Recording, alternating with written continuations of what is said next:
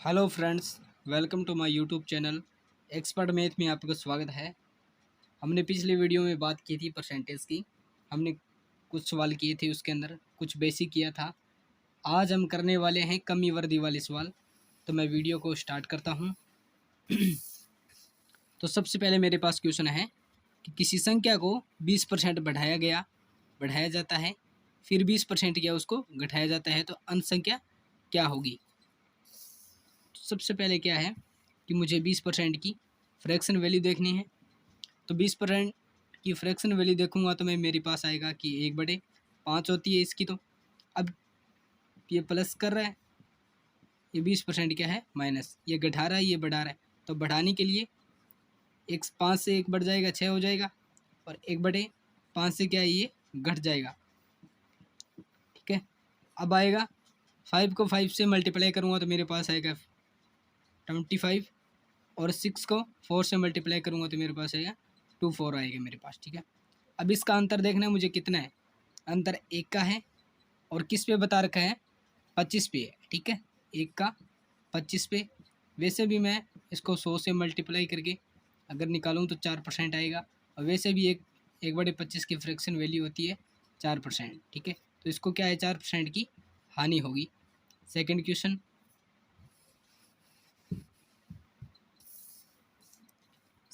बता रहा है कि किसी व्यक्ति के वेतन में 25% कम कर दिया गया, तदुपरांत उसके कम हुए वेतन को 25% बढ़ा दिया जाता है, तो आरंभिक वेतन की तुलना में उसका नया वेतन कितना है। तो बता रहे हैं कि कोई व्यक्ति है, उसके वेतन में क्या है 25% की कमी हुई है। ठीक है, 25% की फ्रैक्शन वैल्यू कितनी होती है, 1/4 हो गई। ठीक है, ये 4 से कितना हो रहा है 3 हो गया ये। ठीक है, अब क्या कह रहा है वो कि तदुपरांत उसके कम हुए वेतन को 25% बढ़ा दिया जाता है, बढ़ा दिया गया। अब उसके कम हुए वेतन को क्या उसने 25% बढ़ा दिया वापस, तो 4 से कितना हो जाएगा मेरे पास 5 हो जाएगा। ठीक है, तो सबसे पहले क्या करूँगा, मैं 4 को 4 से मल्टीप्लाई करूँगा तो मेरे पास 16 आ जाएगा। अब मैं 3 को 5 से मल्टीप्लाई करूँगा तो मेरे पास 15 आएंगे। ठीक है, अभी इनका अंतर देखना है मुझे कितने का है। एक का अंतर है किस पे बता रखा है, 16 पे है। अब 16 की फ्रैक्शन वैल्यू कितनी होती है, 6 से 1/4 होती है इसकी फ्रैक्शन वैल्यू। ठीक है, अब वैसे भी कर सकते हैं, 1/16 लिख के आप 100 से इसको मल्टीप्लाई करेंगे तो 100 में 16 का भाग देंगे, जो 6 पे गया, बच गए 4, अपॉन में 16 है तो 1 से 1 बार, 4 से 4 बार, 6 से 1/इसका 4 आंसर आएगा। ठीक है, आगे वाले सवाल 3 नंबर क्वेश्चन,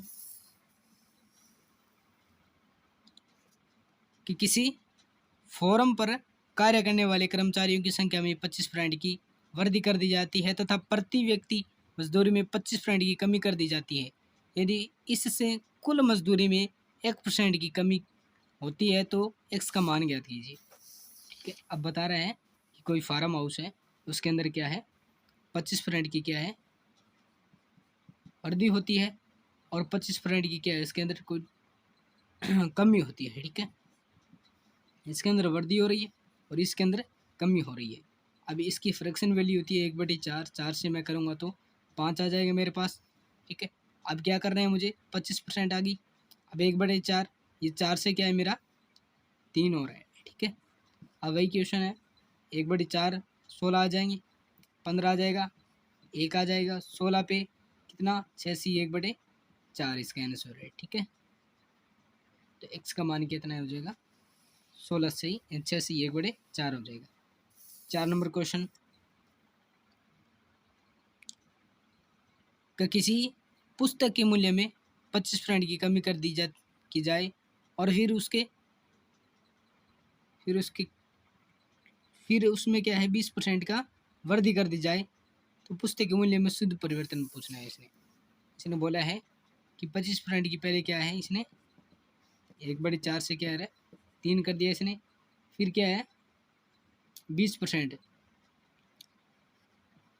20% फ्रैक्शन वैल्यू होती है 1/5, 1/5 से क्या हो रहा है ये बढ़ा रहा है।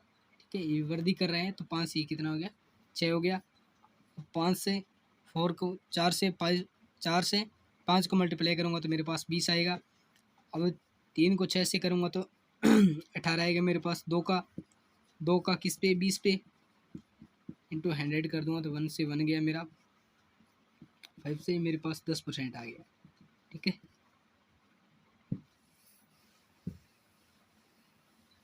आगे वाला सवाल 5 नंबर। किसी संख्या में 10% की कमी कर दी जाती है और फिर उसमें 10% की वृद्धि की जाती है तो अंतिम रूप से उस संख्या में कोई परिवर्तन है कि हानि है, ये बताना है मुझे। ठीक है, इसने पहले क्या है 10% की वृद्धि कर दी, फिर 10% की क्या इसने कमी कर दी इसने। अब 10% की फ्रैक्शन वैल्यू होती है 1/10। 1/10 से मैं 1/11 पे जाऊँगा। ठीक है, 1/11 पे जाने के बाद ये 10 से क्या है मेरा 9 हो रहा है, 1 घट रहा है। ठीक है, 10 का 10 से मल्टीप्लाई किया, 11 का 9 के अंदर किया तो 99 आई, 1 की इस पे 100 पे, मतलब कुल मिला के इसकी क्या है 1% की हानि होगी इसके अंदर। ठीक है, 6 नंबर क्वेश्चन। एक संख्या में पहले 20% की तथा पुनः क्या है 20% की वृद्धि की गई। बढ़ी हुई संख्या को कितने प्रतिशत कम किया जाए ताकि ये प्रारंभिक संख्या के बराबर हो जाए।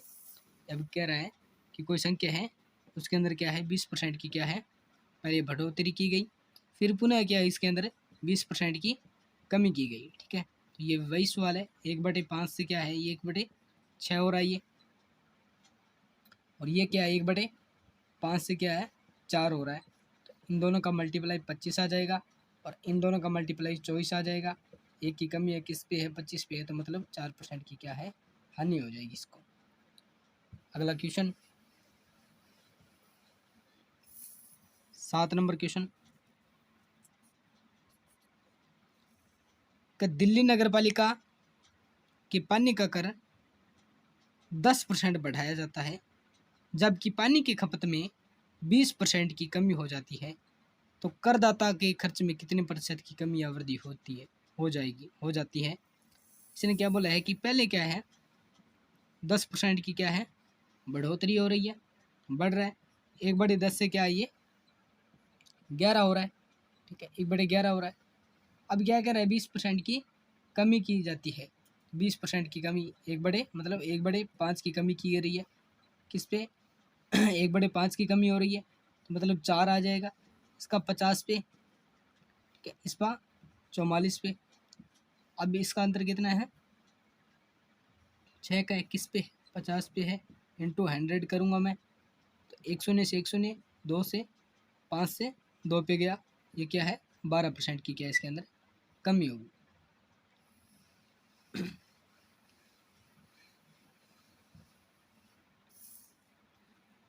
अगला सवाल मेरे पास है कि एक सिनेमा घर 8 नंबर क्वेश्चन कि जब एक साइकिल का मूल्य 20% कम किया गया तो बिक्री की गई साइकिलों की संख्या 20% बढ़ जाती है, तो दुकान की बिक्री पर क्या प्रभाव पड़ा। अब ये कह रहा है कि कोई 20% साइकिल है, वही सवाल है 1/5 से क्या आ रहा है, इसने क्या बोला है कि 20% है कमी है, कमी बोल बता रहा है। ये 1/5 से 4 हो रहा है और 5 से क्या है 6 हो रहा है। ये वही है 25 आ जाएगा, इसका 24 आ जाएगा। 4% की क्या है कमी बता देगा। ठीक है, बाकी वाला सवाल 9 नंबर। एक सिनेमा घर की सीटों में 25% की वृद्धि की गई, एक टिकट के मूल्य में 10% की वृद्धि की गई, तो कुल आय में कितने प्रतिशत की वृद्धि होगी। इसने बोला है कि 20% की क्या है 1/5 की क्या है वृद्धि हो रही है 6 हो रहा है, और 10% की क्या है टिकटों के मूल्य में क्या है 10% की इसमें वृद्धि बता रखा है। ठीक है ना, इसमें भी वृद्धि बता रखा है। 10 से मेरा क्या हो रहा है 11 हो गया। इन दोनों का मल्टीप्लाई 50 आ गया मेरे पास, इन दोनों का मल्टीप्लाई आ गया 66। मेरे पास बच गए 16 किस पे है 50 पे है, इंटू 100 करूँगा 0 से 1 2 से 32% इसका आंसर आ जाएगा। ठीक है, आगे वाला सवाल 10 नंबर सवाल कि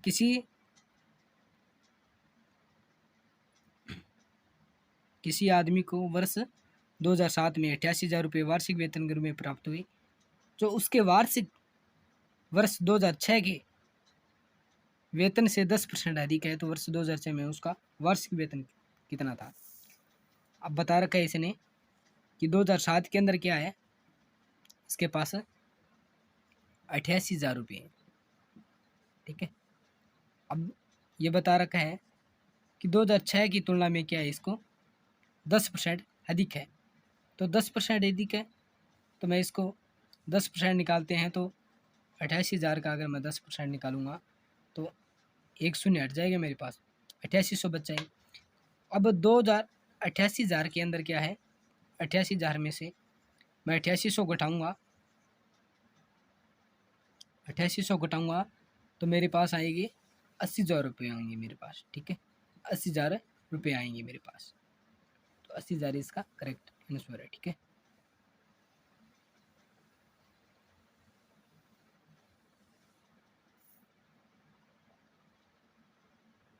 सॉरी फ्रेंड्स, ये 10 नंबर क्वेश्चन वापस देखते हैं।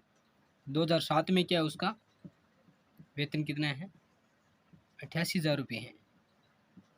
ठीक है, 2007 में उसका वेतन 88,000 रुपये है। अब 2006 में क्या बता रहा है ये कि 2006 की तुलना में क्या है, 7 में क्या है, इसका वेतन 10% अधिक है। तो 6 का वेतन बताना है मुझे, वार्षिक वेतन बताना है।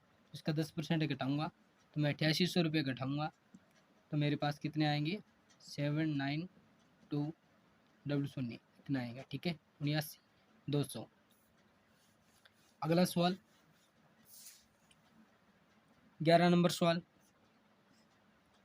कि श्री गिरिधर घरेलू चीज़ों पर अपनी मासिक आय का 50% खर्च करता है और शेष में से 50% परिवहन पर, 25% मनोरंजन पर और 10% खेल कूद पर खर्च करता है तथा 900 रुपये की बचत करता है। श्री गिरिधर की मासिक आय क्या है, ये बताना है मुझे। इसने बोला है कि उसके पास 100% थे। ठीक, इसने क्या है 50% डिपॉजिट कर दिए, कहीं खर्च कर दिए, 50% बचे इसके पास। इसमें से वो क्या कर रहा है, 50% बचा, इसमें से क्या कर रहा है वो, 50% तो कर रहा है ये खर्च कर रहा है परिवहन पर खर्च कर, 25% भी कर रहा है ये, और इसके अंदर 10% भी कर रहा है। तो कुल मिला के ये हो गया मेरे पास 85%। ठीक है, अब 85% हो गया ये 50% है, तो 50% की फ्रैक्शन वैल्यू कितनी होती है, 1/2 होगी। 2 से कितना हो रहा है ये, 1 हो रहा है। ठीक है, अब 85% की फ्रैक्शन वैल्यू होती है 17/20 होती है इसकी फ्रैक्शन वैल्यू। ठीक है, 85 को अगर 100 से करूँगा तो 20 पे गया और ये 17 पे गया। ठीक है, 5 से गया। अब मेरे पास कितने आ गए, 20, 3। ठीक है, अब क्या है कि 2 से 20 पे करूँगा तो 40 आएंगे मेरे पास, 40। अब 3 आएंगे मेरे पास। ठीक है, अब वो बचत कह रहा है, ये क्या है, आय है, ये खर्च है। ठीक है, ये आय है, ये खर्च है। ठीक है, अब बचत सॉरी, ये बचत है, ये बचत है और खर्च बीच के अंदर से निकलेगा, यही खर्च है इसका। ठीक है, अब ये क्या है, 900 है, बचत उसकी क्या है, 900 है। 900 की वैल्यू क्या है, 3 की वैल्यू 900 है, तो 1 की वैल्यू 300 आ जाएगी। और 40 की पूछिए मुझे, तो 40 को इंटू कर दूंगा 300 से, तो मेरे पास है 12,000 रुपये। ठीक है, दोबारा देख लेता हूँ एक बार क्वेश्चन यही